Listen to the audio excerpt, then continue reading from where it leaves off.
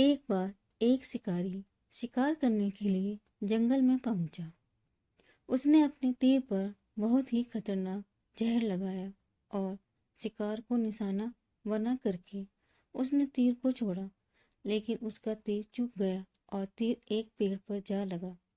वह पेड़ बहुत ही हरा भरा और बहुत सारे तोते उस पेड़ पर रहते थे।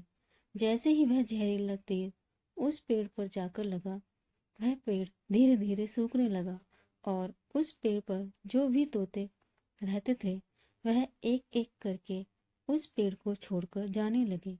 उस बड़े से पेड़ के कोटर में एक बहुत ही बूढ़ा तोता रहता था, जो बहुत ही धर्मात्मा और अच्छे मन का था। सभी तोते उस पेड़ को छोड़कर जाने लगे थे, लेकिन वह बूढ़ा तोता जाता था, दाना लेकर के आता और उसी कोटर में आ करके बैठ जाता था, परंतु उस पेड़ को छोड़ने को तैयार नहीं था। बूढ़े तोते के साथियों ने कई बार आकर के उसे समझाया कि यह पेड़ सूख रहा है और किसी दिन गिर भी जाएगा, चलो किसी और पेड़ पर चलकर रहा जाए, परंतु वह बूढ़ा तोता वहां से जाने को तैयार नहीं हो रहा था। अब यह बात देवराज इंद्र तक पहुंची।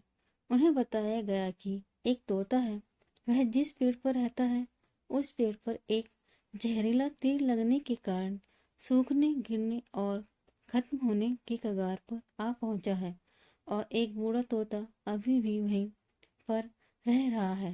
वह दाना लेकर आता है और वहीं पर रहता है, जबकि उस जंगल में बहुत सारे पेड़ हैं, लेकिन वह उसी पेड़ पर रह रहा है।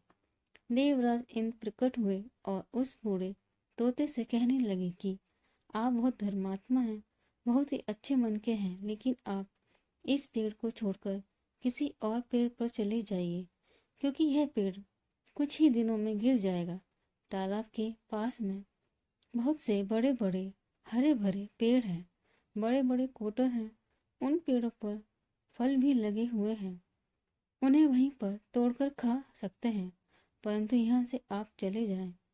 तोता बोला, माफ कीजिएगा, इस पेड़ ने मुझे जीवन दिया, शिकारियों से मेरी रक्षा की है, हर मौसम में मेरे साथ रहा है। ये कोटर मेरा घर है, यहाँ मैं पला बड़ा हूँ। इस पेड़ को मैं छोड़कर कैसे जा सकता हूँ?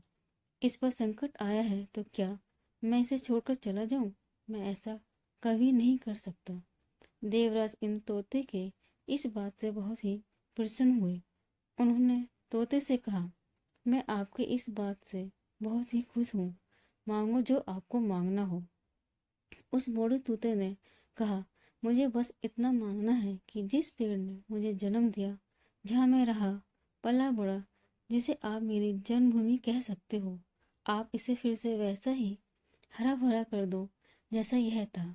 देवराज इंद्र ने अमृत से उस पेड़ को सींच दिया और पहले की तरह हरा भरा कर दिया। अब वापस से उस पेड़ पर आकर के बाकी तोते रहने लगे। वह बूढ़ा तोता कुछ समय तक और जिंदा रहा, फिर उसकी मृत्यु हो गई और वह स्वर्ग में चला गया।